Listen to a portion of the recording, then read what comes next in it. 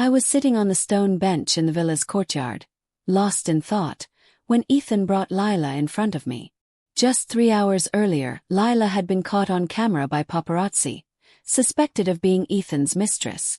The entire internet was digging into her past, accusing her of being the homewrecker who had destroyed May and Ethan's sweet love story. Third-party intruder. Ethan's public image as a devoted husband collapsed overnight, and even the foundation of his company began to tremble. In my past life, when Ethan came to me with divorce papers, I was so furious that I uprooted every rose he had planted for me in the courtyard.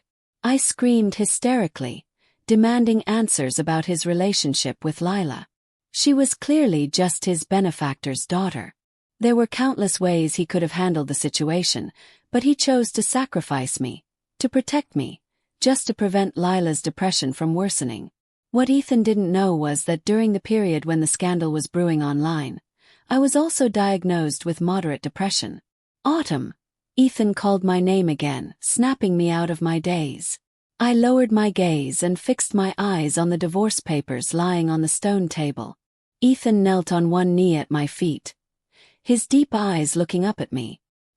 His warm hands clasped mine, his voice tinged with a coaxing tone. Autumn, do this for me, okay? We'll tell the public that our marriage has long been in name only, that we decided to divorce a year ago, but just hadn't found the right time to announce it. I didn't respond immediately. Behind him, Lila stood in a white dress draped in Ethan's jacket. Her lips were pale, her eyes rimmed red. Sister Autumn, please help me, okay? She pleaded. My mother took her own life because of online bullying. I don't want to follow in her footsteps. Please. I'll even get on my knees and beg you.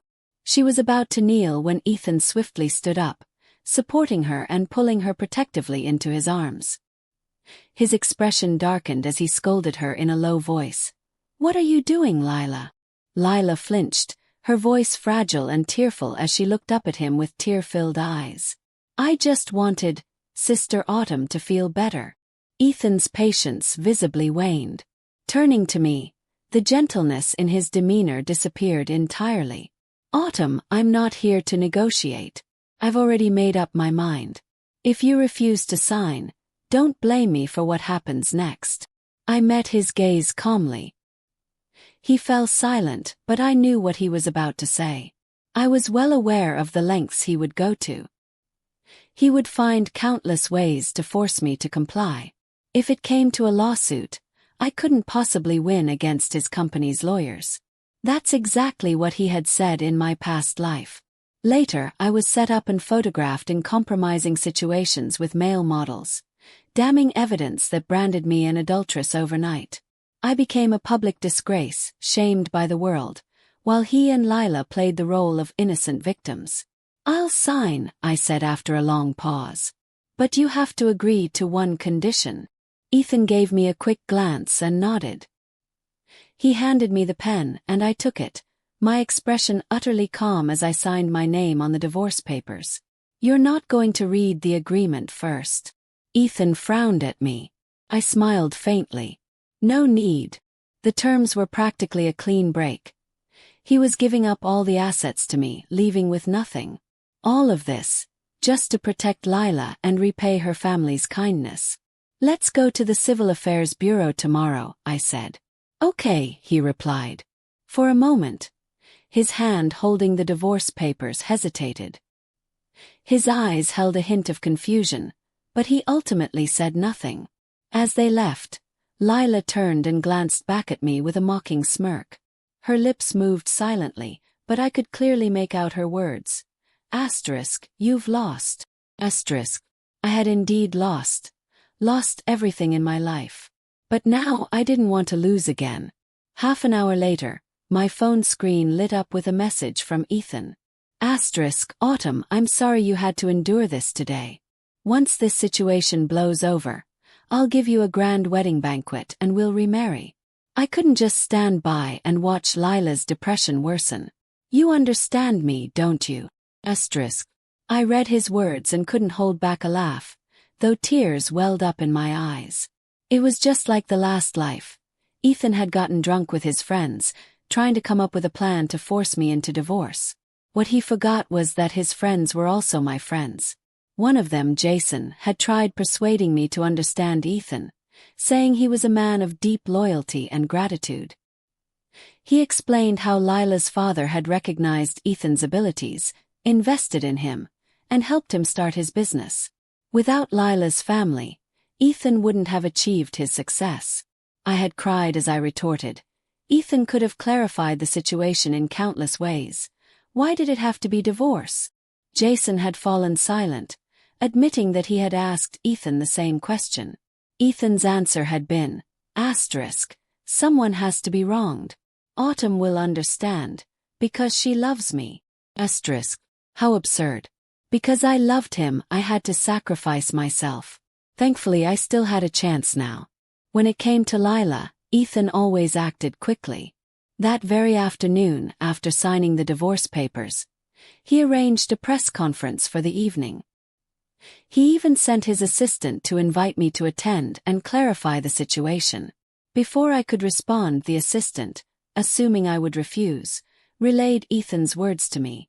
Miss Autumn, you should attend this press conference. Even if it's not for Mr. Ethan, it's for your reputation.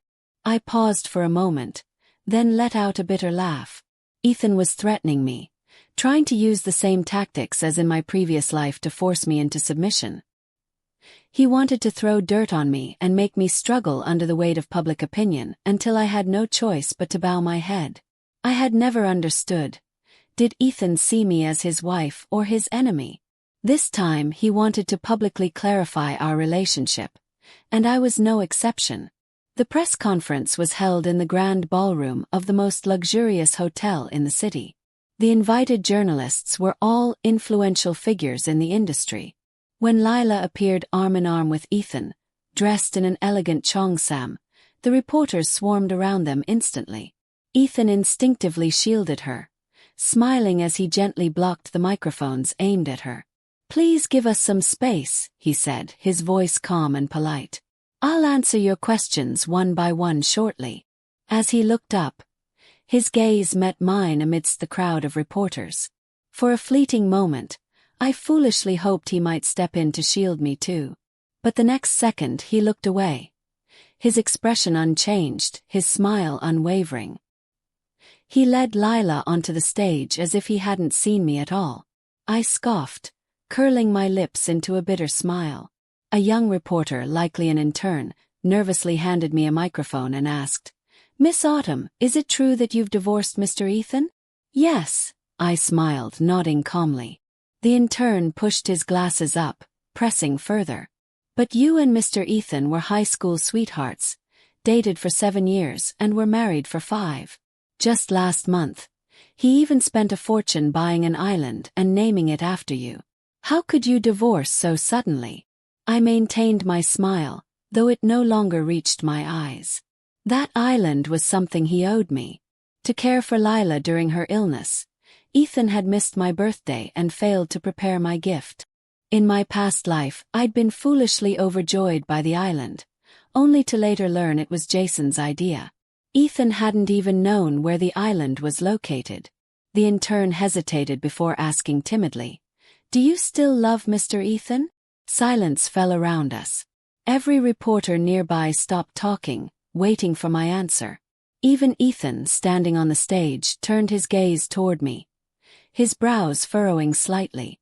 I met his eyes briefly, then turned back to the intern and answered without hesitation. No. The interview didn't last much longer. After Ethan publicly clarified that our marriage had been effectively over for a year, he left the venue. Overnight, I became the discarded, used goods in the eyes of the public. Meanwhile, Lila was hailed as the innocent victim of the entire scandal. The interview from that day remained pinned at the top of social media platforms for several days, and the topic continued to trend. Ethan's words during the press conference fueled the fire. Autumn and I had already planned to divorce a year ago. We were trying to handle it quietly, but now that innocent people have been implicated, we had no choice but to clarify publicly. Lila is not a third party in our relationship. She is the only person my mentor cared about in this world, and it's natural for me to take care of her. I hope everyone can view this matter rationally. Fans were quick to twist the narrative, claiming that the reason for the breakdown of my marriage with Ethan was my inability to tolerate even the slightest flaw. They painted their so-called pure sibling bond as something noble, while portraying me as petty and lacking grace. They said I hadn't learned even a shred of Ethan's loyalty and gratitude after 5 years of marriage. The topic continued to ferment for days, leaving me as the villain of the story. After finalizing the divorce certificate, as I stepped out of the Civil Affairs Bureau, Ethan stopped me. "Don't take what people are saying online to heart. It won't be long before they forget all about it." I paused, unable to hold back a faint laugh. Funny, isn't it? We're both being attacked online, yet the difference in treatment is so stark. Ethan didn't respond, but his expression tightened. "Autumn, in 2 months it'll be New Year's. Once the year begins, let's remarry, okay?" He stepped closer, his gaze intent. But I took a step back, keeping my tone calm as I glanced toward the reporters being held back by security nearby. Ethan seemed to realize his mistake and stopped in his tracks. "I'm going back to Harbor City," I said. "It's been a while since you've been back," he replied. "Maybe it's a good idea. When New Year's comes, I'll pick you up and bring you home." I interrupted him before he could finish. "Ethan, when I agreed to sign the divorce papers, you promised me one thing. It's time you kept your word." Ethan's smile froze on his face. His eyes clouded with confusion. "I want you to never appear in front of me again." I said it with a smile. And as I turned to leave, disappearing into the crowd, Ethan stood frozen, unable to process my words for a brief moment. I saw panic flash across his face, a fear as if he were about to lose something most precious to him. It was the same unease he had felt when I signed the divorce papers without a fight. Back then, he had anticipated me to scream, cry, and cause a scene, just as I had in the past. He had even prepared for it, rehearsing ways to handle my outburst. But I didn't. I picked up the pen with an expression as calm as still water, signed my name and walked away. That moment, he had felt a fleeting urge to stop me. But in the end he did nothing, telling himself it didn't matter. Autumn loved him deeply after all. This was just a fake divorce. He could always make it up to me later. But Lila was different. He couldn't allow her to get hurt in any way. It was Lila's father who had first seen something in Ethan, potential where others saw risk. Years ago, he'd gone against the other shareholders, staking his reputation and capital on Ethan's project. That single decision was what launched Ethan into the spotlight, turning him into one of the city's rising elites. Before he passed away, Lila's father made Ethan promise one thing: to protect her, to ensure she'd always be safe and cared for. Ethan never took that promise lightly. He carried it like a weight on his shoulders, one he believed he could never put down.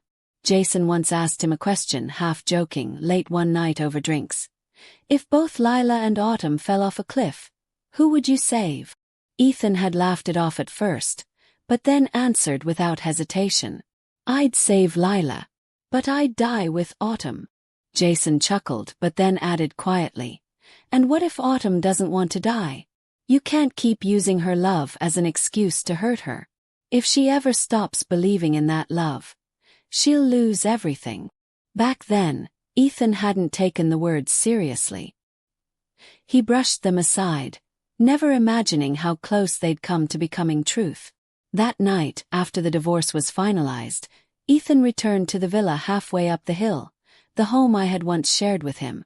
I had lived there as a celebrated artist, known as a prodigy since the age of 10.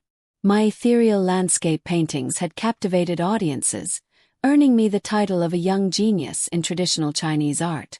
Everyone believed I would become a leading figure in the field. And for a time I was. But after marrying Ethan, something changed. My work lost its spark. The colors felt duller, the strokes less inspired. My mentor tried to guide me, but nothing helped. Eventually I stopped painting altogether. Even the thought of picking up a brush made my chest ache. That night, Ethan stepped into my old art studio. The light was still on. On the easel stood a nearly finished landscape. Vivid, alive, every stroke deliberate and full of emotion. He froze, staring at it. Mrs. Chun, the housekeeper, came in quietly behind him. "Sir," she said hesitantly, "that painting, it's something Madam worked on." "When?" Ethan asked, not taking his eyes off the canvas. "The day you brought Miss Lila home," she replied. Ethan nodded slowly. He tried to smile but couldn't.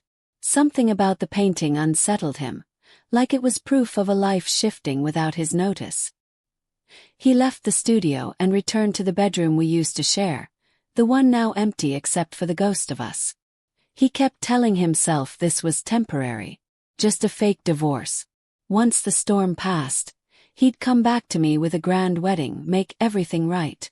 But even as he repeated those words, a quiet emptiness settled in his chest. The knock on the door broke the silence. He looked up to see Lila standing there, wearing a thin dress, her cheeks faintly flushed. She looked at him quietly, almost fragile. "Why are you here?" he asked. "I was scared," she whispered. "Being alone at the hotel. Came to find you. Am I bothering you?" He frowned slightly but said, "It's fine. It's late. I'll ask Mrs. Chun to prepare a guest room. Stay here tonight." As he reached for his phone, Lila stepped into the room. Her eyes, soft and glistening, lifted to meet his. "Ethan," she said gently, "I don't want to stay in the guest room. Is that okay?" His frown deepened. He opened his mouth to refuse, but then he saw the fear in her eyes, the way her hands trembled. And just like that, his resolve wavered. By the time my plane landed in Harbor City, Mason was already waiting for me. Years ago, when he was just 18, Mason had saved a girl from an attack, only to be falsely accused of assault himself.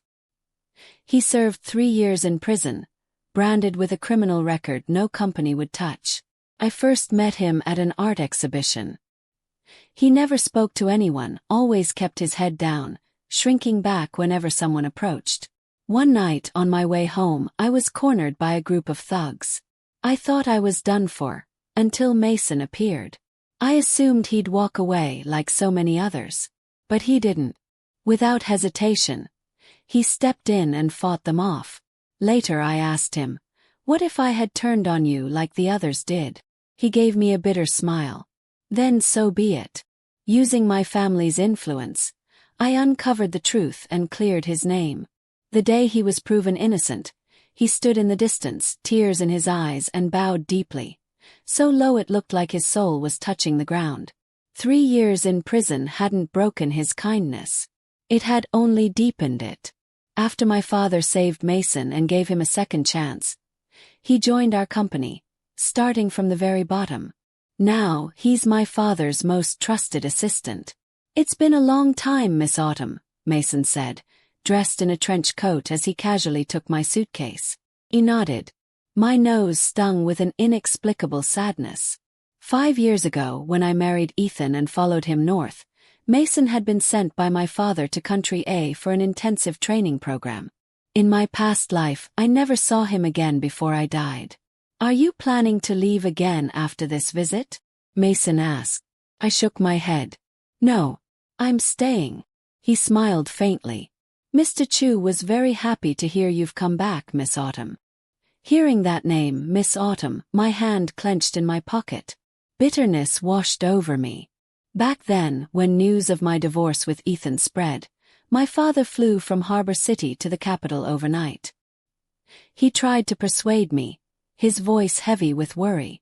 "Ethan always does things that are unclear, indecisive. He was willing to work with Lila's father, but refused your help. If he didn't want to rely on you, fine. But wasn't he still relying on their investment? Autumn, just let the divorce happen. Ethan isn't right for you. He wanted to take me back home. But I refused. Cried. I fought. I begged to stay.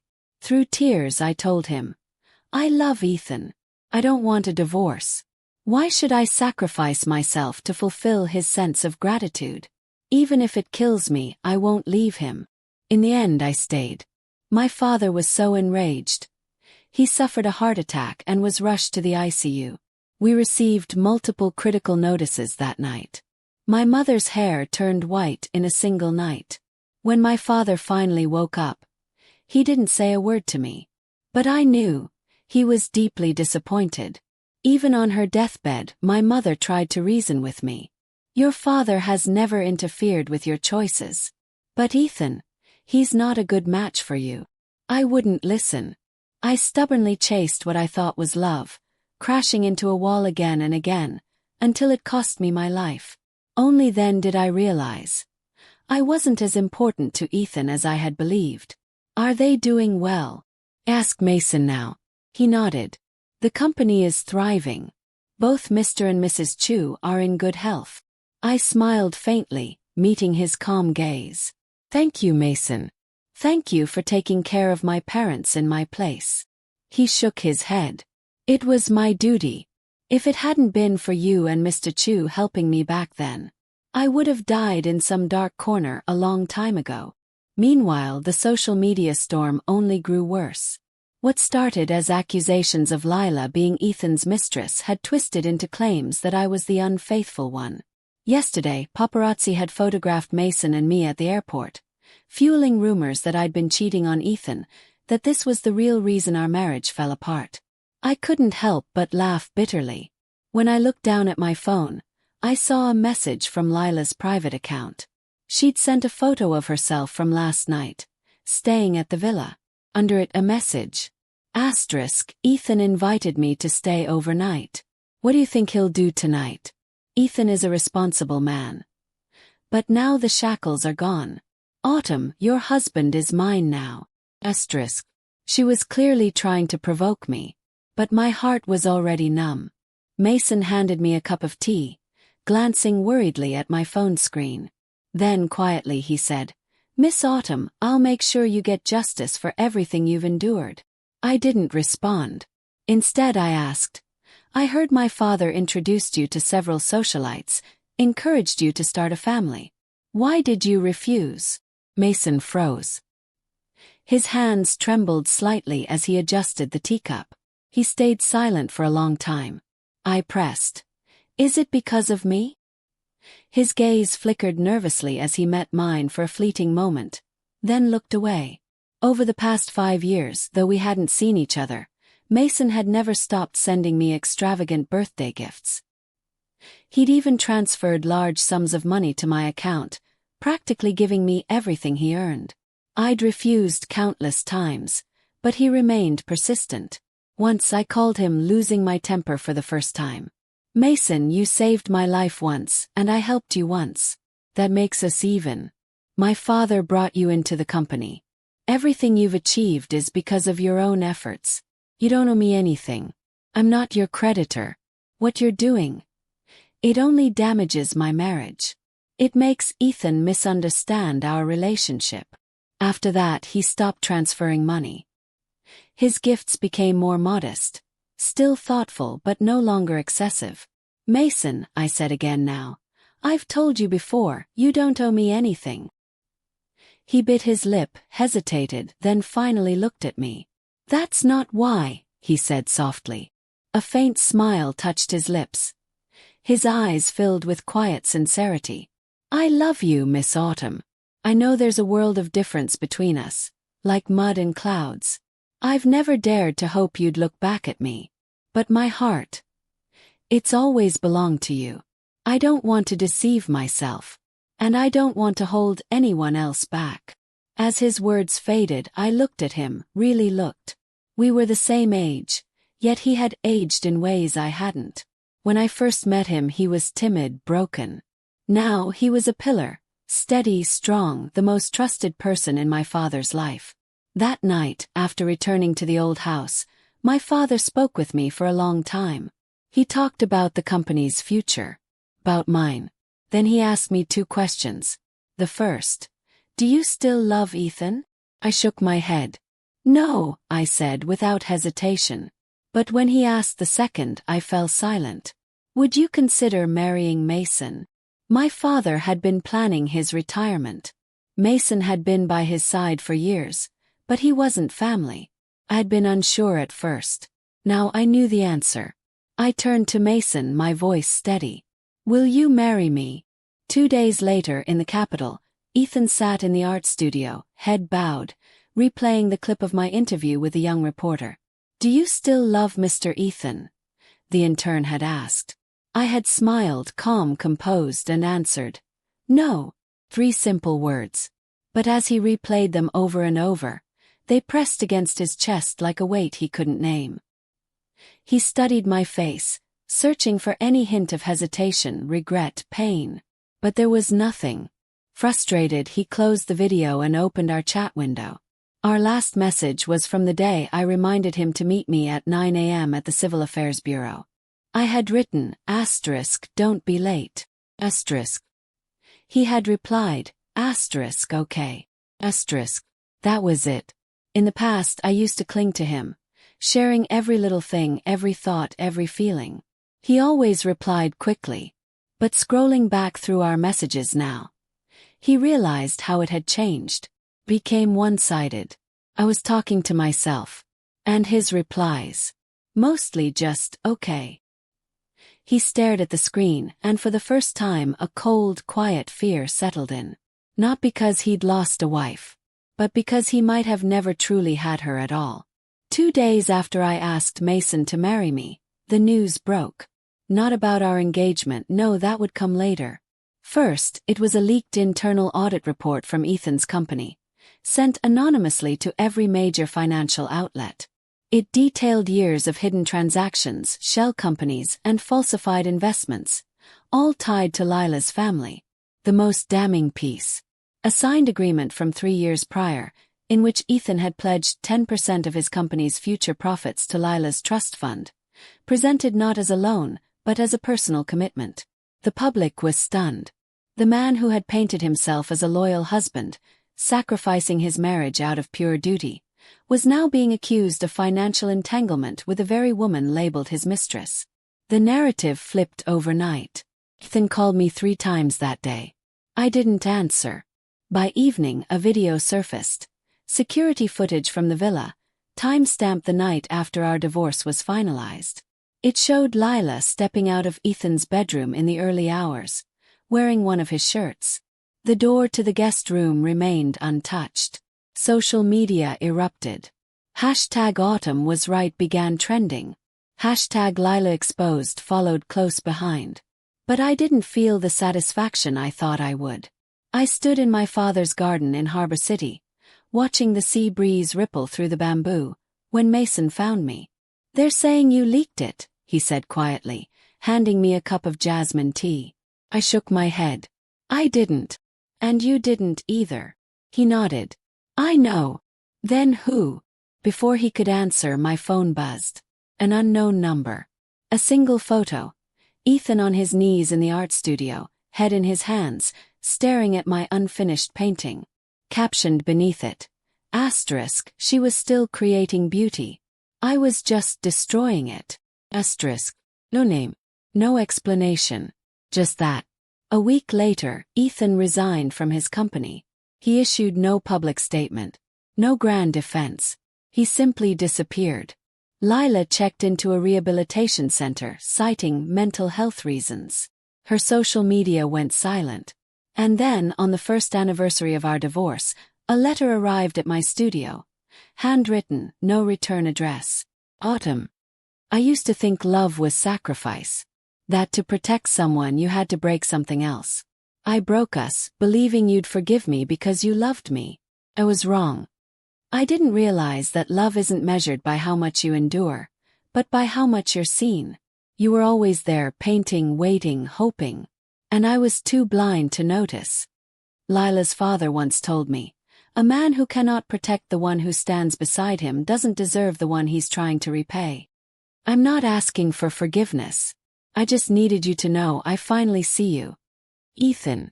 I read it once, then folded it carefully and placed it in the bottom drawer of my desk, underneath a stack of blank canvases. That evening, Mason and I stood on the pier where my father used to take me fishing as a child. The sun dipped below the horizon, painting the sky in hues of gold and violet, the same colors I'd once used in my early paintings. "You're starting a new series," Mason said, more statement than question. Smiled. "Yeah. This time it's called Rebirth." He took my hand, warm and steady. Not desperate, not possessive, just present. And as the waves whispered against the shore, I realized something. I wasn't reborn the day I signed the divorce papers. I was reborn the day I stopped waiting to be saved, and started living like I was already free.